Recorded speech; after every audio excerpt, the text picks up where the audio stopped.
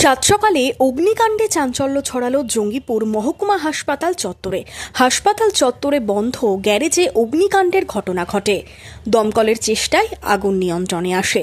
জানা গেছে, বৃহস্পতিবার সকালে জঙ্গিপুর মহকুমা হাসপাতাল চত্বরে বন্ধ গ্যারেজ থেকে ধোঁয়া উঠতে দেখেন হাসপাতালের নিরাপত্তারক্ষীরা। কালো ধোঁয়ায় ঢেকে যায় হাসপাতাল চত্বর। খবর পেয়ে ঘটনাস্থলে পৌঁছয় দমকলের একটি ইঞ্জিন। তাদের চেষ্টাতেই আগুন নিয়ন্ত্রণে আসে। আমাদের সিকিউরিটি যখন এদিকে রাউন্ড করে তখন দেখতে পায় যে ধোঁয়া বেরোচ্ছে। সঙ্গে সঙ্গে আমাকে ইনফো করে এবং ডিআইবি অফিসে ফোন করা হয়। ডিআইবি থ্রুতে ফায়ার ব্রিগেড থেকে গাড়ি চলে আসে তৎক্ষণাৎ।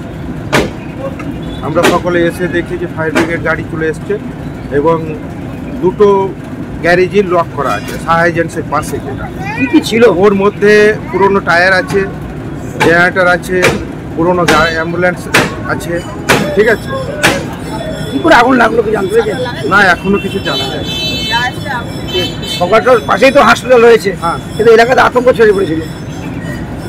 হ্যাঁ, আগুন লাগা মানে আতঙ্কই তো। ঠিক আছে, তবু আমাদের সিকিউরিটির তত্ত্বাবধানে ভালো কাজ হয়েছে, নাহলে বড় কিছু ঘটনা ঘটতে পারে। জানা গেছে, বন্ধ পাশাপাশি দুটি গ্যারেজে আগুন লাগে। ওই গ্যারেজের পুরনো টায়ার, জেনারেটর ও পুরনো অ্যাম্বুলেন্স রাখা ছিল।